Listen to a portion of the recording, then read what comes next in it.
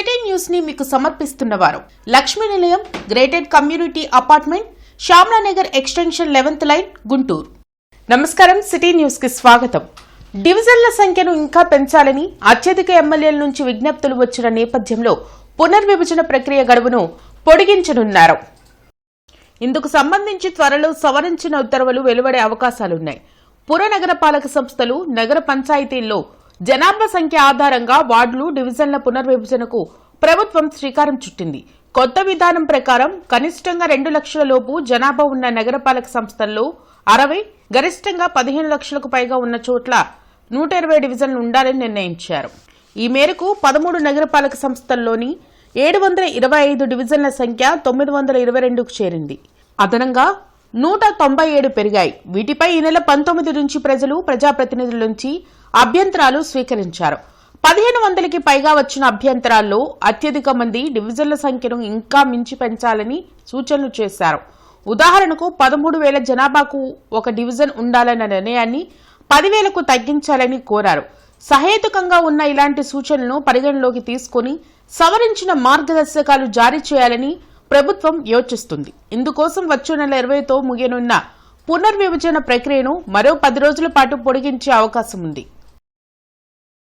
రాష్ట్ర ప్రభుత్వం నిర్వహించిన మెగా డిఎస్సి నిరుపేదల పాలిట దగా డిఎస్సిగా మారిందని మాజీ మంత్రి అంబటి రాంబాబు ధ్వజమెత్తారు. మాజీ సీఎం జగన్మోహన్ రెడ్డి పిలుపు మేరకు లార్జ్ సెంటర్లోని అంబేద్కర్ విగ్రహం వద్ద వైసీపీ స్టూడెంట్ యూనియన్ ఆధ్వర్యంలో డిఎస్సికి వ్యతిరేకంగా ధర్నా నిర్వహించారు. ఈ సందర్భంగా జిల్లా అధ్యక్షులు Ambati Rambabu, MLC Lella Appireddy, student union రాష్ట్ర అధ్యక్షులు పానుగంటి చైతన్య మీడియాతో మాట్లాడారు. మెగా డిఎస్సి పేరుతో 3,50,000 మంది నిరుద్యోగులను కూటమి ప్రభుత్వం దగా చేసిందని ఆగ్రహం వ్యక్తం చేశారు. తనకు అనుకూలమైన వారిని టెట్ కన్వీనర్ గా నియామకం చేసుకుని దొడ్డిదారైన పోస్టింగులు ఇచ్చారని ఆరోపించారు. ఫస్ట్ లిస్టులో మొదటి ర్యాంకు వచ్చిన ఆ వ్యక్తిని పక్కన పెట్టి 2వ లిస్టులో ఉన్న పోస్టులను భర్తీ చేయడంపై సందేహం వెళ్లిబుచ్చారు.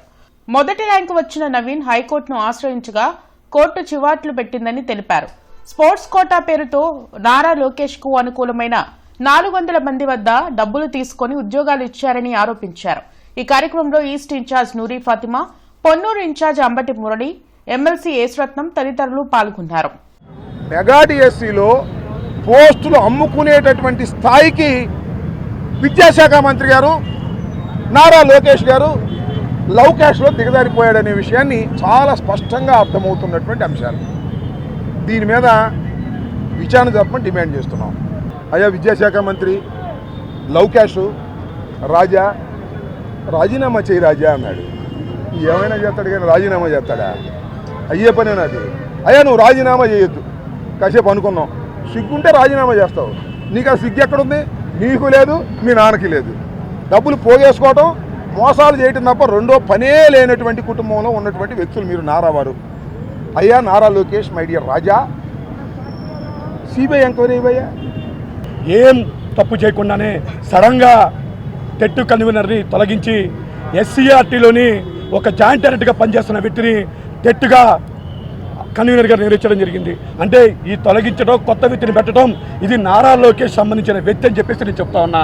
ఎప్పుడైతే ఈ టెట్ కన్వీనర్ మార్చి కొత్త వ్యక్తిని పెట్టాడో అతను ఎస్సీఆర్టీ సంబంధించిన ఉద్యోగాటంలో దాంట్లోనే ఎస్సీఆర్టీ సంబంధించి ఒక కాంట్రాక్ట్ ఉద్యోగిగా పనిచేస్తున్న, కంప్యూటర్ ఆపరేటర్గా పనిచేస్తున్న నవీన వ్యక్తి అక్కడే వర్క్ చేస్తూ ఉన్నాడు. ఈ నవీన వ్యక్తి క్వశ్చన్ పేపర్లు ఆన్లైన్లో ఎక్కించిన నవీన వ్యక్తి ఒక డిఎస్ అభ్యర్థి. అతను ఎన్టీఆర్ జిల్లా సంబంధించిన ఒక తాగునీటి అవసరాల నిమిత్తం సాగర్ జలాలు విడుదల చేస్తున్నట్లు లింగంగుట్ల ఎన్ఎస్పీ ఈఈ డివి సుబ్బారావు తెలిపారు. ఈఈ సుబ్బారావు మాట్లాడుతూ ఈ నెల 30వ తేదీన శావల్యపురం మండలం గంటావరిపాలెం గ్రామ సమీపాన ఉన్న అద్దంకి బ్రాంచ్ కెనాల్ కు 1000 క్యూసెక్కుల సాగర్ జలాలు త్రాగునీరు అవసరాల కోసం విడుదల అవుతాయన్నారు. పల్నాడు, బాపట్ల, ప్రకాశం జిల్లాల పరిధిలోని మంచినీరు చెరువులు, వాగులు, కుంటలు నింపుకునేలా చర్యలు తీసుకున్నామన్నారు. ప్రస్తుతం మాచర్ల పరిధిలో బొగ్గువాగు నింపుతున్నట్లు తెలిపారు. చెరువులను అధికారులు పర్యవేక్షించారని చెప్పారు.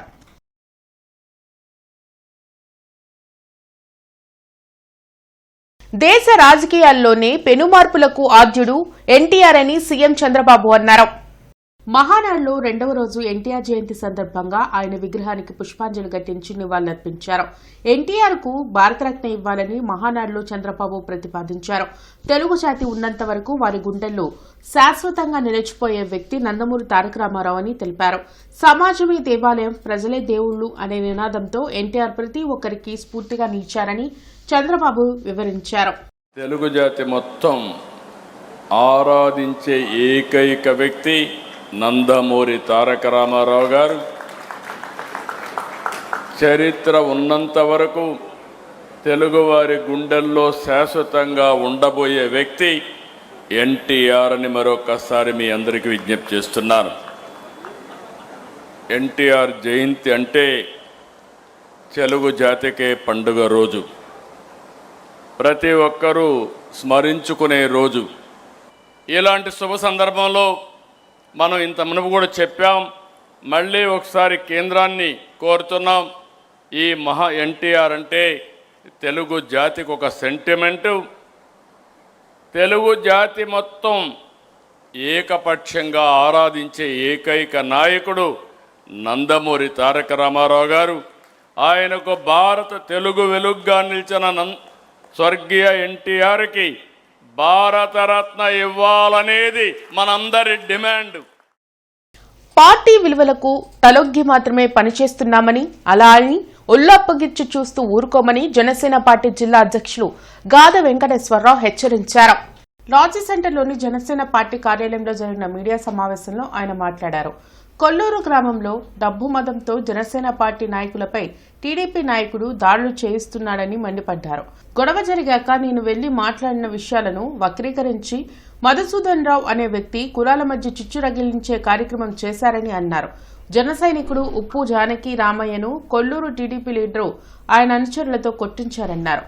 ఫిర్యాదు చేసేందుకు స్టేషన్ కు వెళ్లిన బాధితులపై మరలా దాడి చేసి స్టేషన్ పగలగొట్టి బాధితులపైనే 307 కేసు నమోదు చేశారని ఆవేదన వ్యక్తం చేశారు. హోంమంత్రి అనిత స్పందించి 22వ తేదీన కొల్లూరు పోలీస్ స్టేషన్లో జరిగిన ఘటనపై విచారణ జరిపించి బాధ్యులపై చర్యలు తీసుకోవాలని డిమాండ్ చేశారు. ఈ కార్యక్రమంలో జనసేన పార్టీ జిల్లా నాయకులు పాల్గొన్నారు.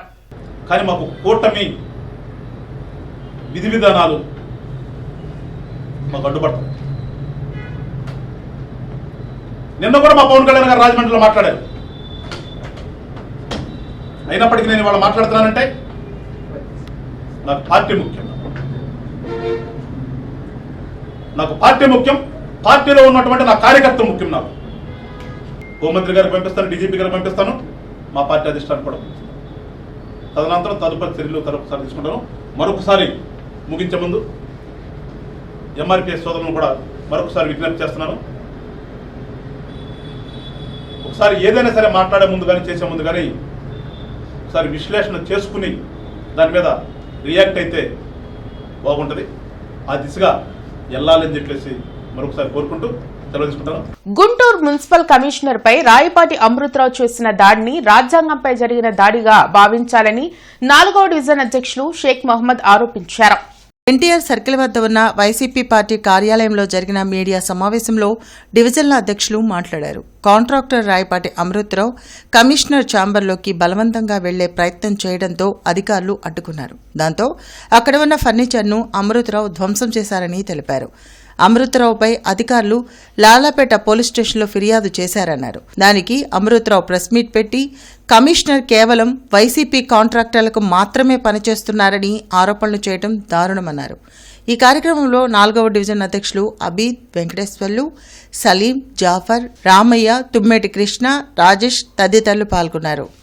ఈరోజు కమిషనర్ గారి మీద జరిగిన దాడి రాజ్యాంగం మీద జరిగిన దాడి ఇది. దీన్ని మీరు ఖండించకపోతే రాబోయే రోజుల్లో మీ ఇళ్ల మీద కూడా దాడులు జరుగుతాయి. ఎందుకంటే వాళ్ళకి ప్రోద్బలం ఇచ్చిన వాళ్ళు అయిపోతున్నాం. మీరు గుర్తు చేసుకోండి, అంబాటి రాంబాబు గారి ఇంటి మీద జరిగిన దాడిలో ఈ అంబాటి రాయపాటి అమృతరావు అనే వ్యక్తి ఉన్నాడు కాబట్టే ఆ రోజు పోలీసులు అరెస్టు చేయకపోగా ఎన్నో కేసులున్నా అతన్ని అలా రోడ్డు మీదకి వదిలేసి ఉన్నారు. కాబట్టే ఈరోజు కమిషనర్ గారి మీద బరి తెగించి అతను దాడి చేయడానికి ప్రయత్నం చేశాడు. ఇలాంటి వాళ్ళని సంఘ విరోధ శక్తులుగా పరిగణించి వాళ్ళని అసలు టౌన్ బహిష్కరణ చేయాలి. ఒక కమిషనర్ మీద దాడి చేయడం ఏంది అసలు? ఇవి ఇప్పటివరకున్న వార్తా వివరాలు. మరికొన్ని వార్తా విశేషాలతో మళ్ళీ కలుద్దాం. అంతవరకు సెలవు. నమస్కారం. సిటీ న్యూస్ ని మీకు సమర్పించిన వారు Lakshmi Nilayam, gated community apartment, Shyamlanagar extension 11th line, Guntur.